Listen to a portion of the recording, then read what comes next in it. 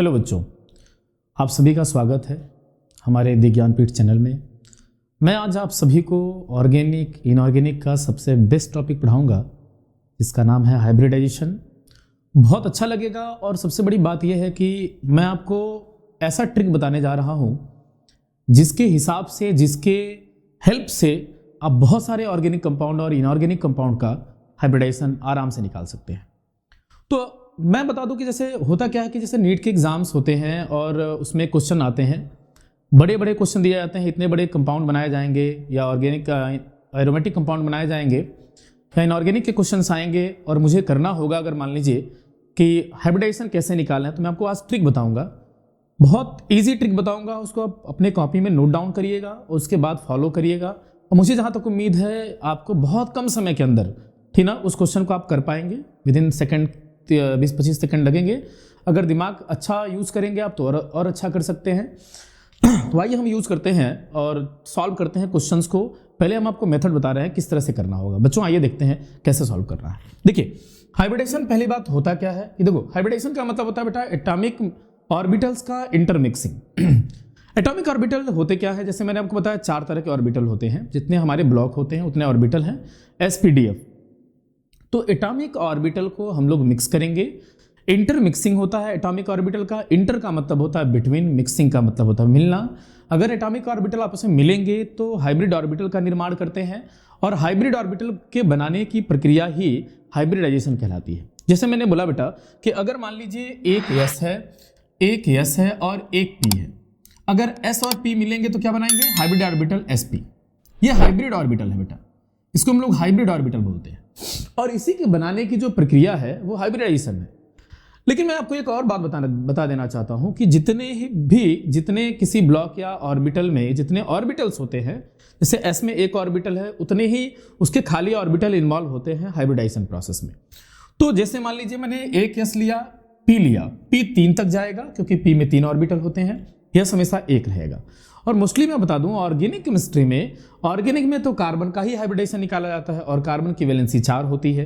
Valency का मतलब होता है कि किसी भी एटम के आउटर मोस्ट ऑर्बिट में पाया जाने वाला इलेक्ट्रॉन वैलेंसी इलेक्ट्रॉन, और चार्ज जो होता है वो वैलेंसी होती है उसकी। जैसे मान लीजिए मैं यहाँ ले लूँ एक s और 2 p ले लूँ तो हो जाएगा क्या बेटा, sp2। बात समझिएगा, sp2। अब आगे मैं लूँ क्या, एक s लूँ, 2 p लूँ तो 3 p लूँ तो क्या हो जाएगा, sp3। तो इसी तरीके से हम आपको हाइब्रिडाइजेशन बताएंगे कैसे करना होगा। तो मैं एक बेसिक टर्मिनोलॉजी बता रहा हूं कि अगर मान लीजिए एटॉमिक ऑर्बिटल आपस में मिक्स करते हैं तो क्या बनाते हैं, हाइब्रिड ऑर्बिटल। ये बेटा हाइब्रिड ऑर्बिटल है, ये जो मैंने लिखा है ये हाइब्रिड ऑर्बिटल लिखा है, ठीक है।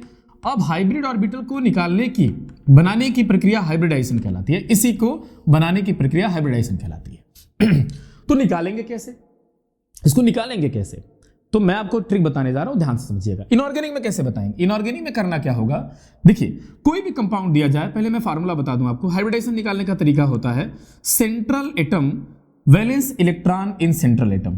किसी भी सेंट्रल एटम के वैलेंस इलेक्ट्रॉन को चेक करना होगा, valence electron in central atom plus number of halogen group को आपको चेक करना होगा, plus number of positive charge, उसके बाद नहीं, यहां पर हो जाएगा नेगेटिव चार्ज। ध्यान दीजिएगा थोड़ा सा, यहां पर नेगेटिव चार्ज होगा, यहां पर नंबर ऑफ नेगेटिव चार्ज और प्लस नंबर ऑफ माइनस क्या होगा, नंबर ऑफ पॉजिटिव चार्ज। यहां पर हो जाएगा minus number of positive charge. ध्यान देना बेटा, ये माइनस नंबर ऑफ क्या होगा, पॉजिटिव चार्ज होगा, और डिवाइडेड बाई क्या हो जाएगा, चार्ज होगा, और डिवाइडेड बाई क्या हो जाएगा, 2। इसको कर देना होगा 2 से। ये बस दिख रहा है, इतना बड़ा है नहीं एग्जैक्ट। मैं बता रहा हूं, अगर मान लीजिए मुझे करना हो इस चीज को तो आराम से हम कर सकते हैं और बता सकते हैं। देखिएगा जैसे लिखना हो, ध्यान दीजिएगा, मुझे इसका निकालना है, किसी भी कंपाउंड का हाइब्रिडाइजेशन निकालना है तो सबसे पहले देखना होगा valence electron in central atom, number of halogen atom, number of negative charge and minus number of positive charge, ठीक ना, डिवाइडेड बाई 2। जैसे एग्जांपल की बात मैं करूं, जैसे NH4+ आता है, ठीक ना, ध्यान दीजिएगा। एक बात और, ये NH4। एक बात और, हैलोजन एटम क्या होता है, देखिए हैलोजन एटम में आते हैं, हैलोजन एटम को हम लोग डिनोट करते हैं X से, हैलोजन एटम को डिनोट करते हैं हम लोग X से, और X बराबर होता है फिर कलियां बाहर आइल ANTG, हाँ ये देखिए आंटी जी हैं, आंटी जी मोटी होती हैं तो चल नहीं पाएंगी तो चिल्लाएंगी, तो क्या निकलेगा भैया, अल्फा बीटा गामा। और जब अल्फा बीटा गामा निकलेगा ना बाबू, तो इसी एलिमेंट को कहा जाता है रेडियो एक्टिव, और रेडियो एक्टिव वाले एलिमेंट को हम लोग नहीं लेते हैं, ठीक ना। तो जिस पर गुजरती है वही जानता है, ये दिल है साहब तसल्लियों से कहाँ मानता है। इस पर गुजरा है ये बात, ये तो अल्फा बीटा गामा निकाल रहा है, ठीक ना बाबू, ध्यान दीजिएगा। अल्फा बीटा गामा निकालने वाले एलिमेंट को हमने बोला रेडियो एक्टिव, इसको नहीं लेना है हैलोजन वाले में, है ना। तो फ्लोरीन, फिर कलियां बाहर आइल ए आंटी जी, और उसके बाद आंटी जी को नहीं लेना है, और उसके बाद प्लस एक और एलिमेंट लेना होगा हाइड्रोजन। तो हैलोजन में जहां ये चीज दिखेंगे उनके नंबर को जोड़ना होगा। जैसे मान लीजिए फ्लोरीन दिखा तो नंबर ऑफ फ्लोरीन जोड़ दीजिएगा, क्लोरीन दिखा तो नंबर ऑफ क्लोरीन जोड़ दीजिएगा, ब्रोमीन दिखा तो ब्रोमीन जोड़ दीजिएगा। इस तरह से कहानी आपको करना होगा। जैसे मैंने बोला कि यहां पर लिखा गया कंपाउंड NH4+, इसका मुझे हाइब्रिडाइजेशन निकालना होगा। तो कैसे निकालेंगे, पहली बात तो सेंट्रल एटम को चेक करेंगे। सेंट्रल एटम होगा क्या, जैसे आपके पापा, आपके परिवार में आपके पिताजी क्या है, आपके सेंट्रल एटम है, मुखिया है ना, उसी प्रकार से हमारे भी इस कंपाउंड में मुखिया तो नाइट्रोजन एटम है। ऐसा काहे से कि इसमें नाइट्रोजन मैक्सिमम एटम से जुड़ा हुआ है। देखिए चार लोगों से जुड़ा है नाइट्रोजन अकेले। तो जैसे पापा, आपके पापा से आपकी मम्मी जुड़ी हुई हैं, आप जुड़े हुए हैं, बहन जुड़ी हुई है, उसी प्रकार से नाइट्रोजन जी के पास साथ हाइड्रोजन जी 4 लोग जुड़े हुए हैं, प्लस चार्ज भी उसके साथ जुड़ा हुआ है, यानी कि नाइट्रोजन क्या हो गया, सेंट्रल एटम। सेंट्रल एटम को पहचान करने का तरीका यह है कि जिनसे मैक्सिमम नंबर ऑफ एटम जुड़े हैं वो सेंट्रल एटम हो जाएंगे, ठीक है।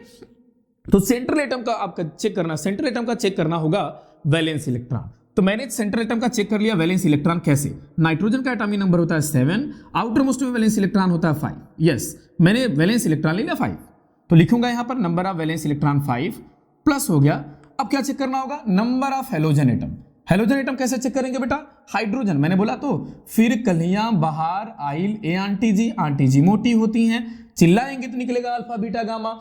उसके साथ हाइड्रोजन भी होता है हैलोजन ग्रुप में, तो नंबर ऑफ हाइड्रोजन कितने बेटा 4, तो कितना हो जाएगा 5, कितना हो जाएगा 5 + 4 9, और पॉजिटिव चार्ज है तो क्या करेंगे माइनस करेंगे, अगर निगेटिव चार्ज होता तो क्या करते प्लस करते। तो यहां पर क्या हो जाएगा माइनस डिवाइडेड बाई 2, कितना हो गया बेटा 9 - 1 divided by 2 that is 8 divided by 2 that is 4। और एक ट्रिक बताने जा रहा हूं, मेरी बात ध्यान समझना बेटा, यहां ध्यान से, क्या जितने नंबर हाइब्रिडाइजेशन की वैल्यू आए उतने ही हाइब्रिड ऑर्बिटल इन्वॉल्व होते हैं, ठीक है। तो मैं क्या कर लिया, एक S ले लिया और P3 ले लिया, हो गया कितना sp3, 3 1 4 आंसर। तो इस तरह से इनऑर्गेनिक कंपाउंड का आप हाइब्रिडाइजेशन निकालेंगे बेटा। तो इनऑर्गेनिक कंपाउंड को 2-4 और एग्जांपल मैं दे रहा हूं, ध्यान दीजिएगा, इसको नोट करिए, फिर आगे मैं बढ़ूंगा। चलिए बेटा, तो स्टार्ट करते हैं नेक्स्ट वाला।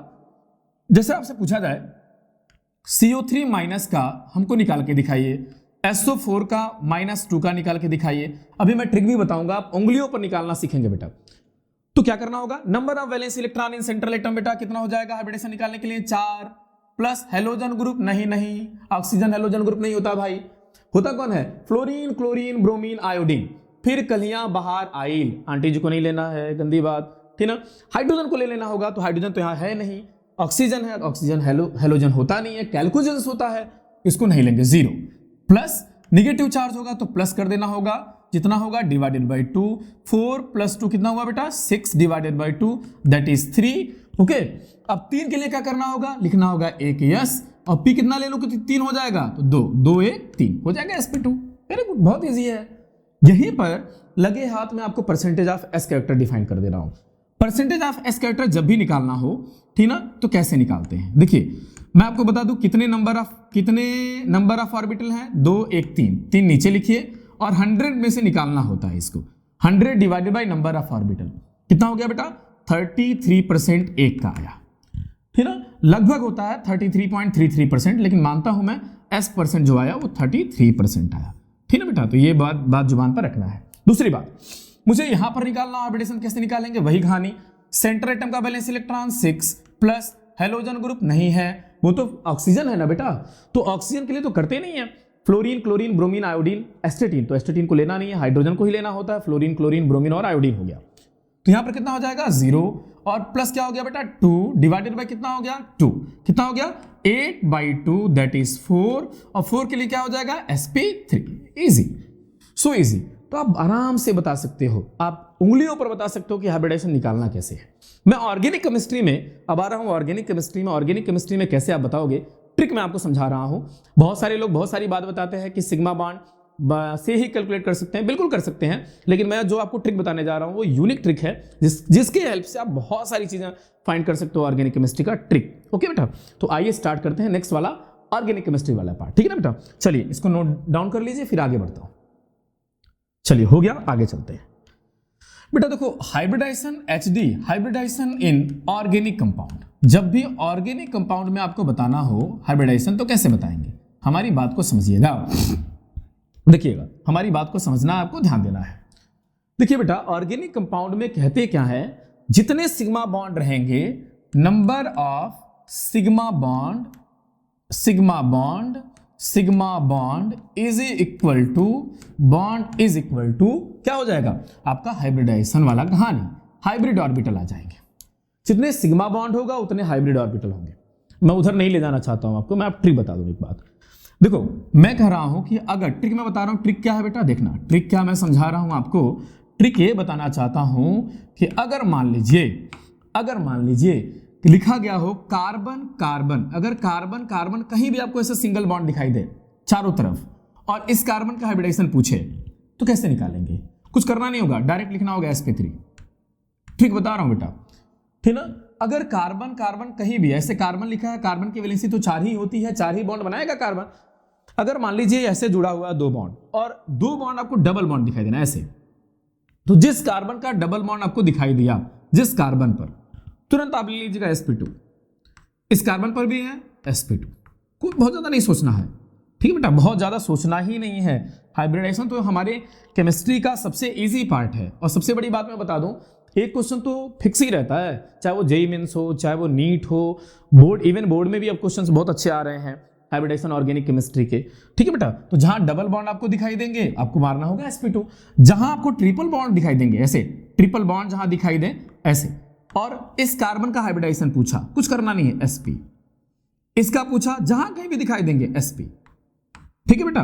तो इस तरह से हम कहानी करेंगे। वैसे तो रूल क्या है, रूल में कहा जाता है कि अगर सिग्मा बॉन्ड काउंट करेंगे तो सिग्मा बॉन्ड के हिसाब से आप हाइब्रिडाइजेशन बताएंगे, पाई बॉन्ड हाइब्रिडाइजेशन में इन्वॉल्व नहीं होता है, ठीक है ना। जैसे मैं चर्चा कर रहा हूं, आइए हम चर्चा करेंगे क्या हो रहा है। और मान लीजिए दूसरा अगर मैं कोई एग्जांपल ले रहा हूं तो कैसे करेंगे। जैसे मैंने कोई क्वेश्चन लिखा कि क्वेश्चन लिखा मैंने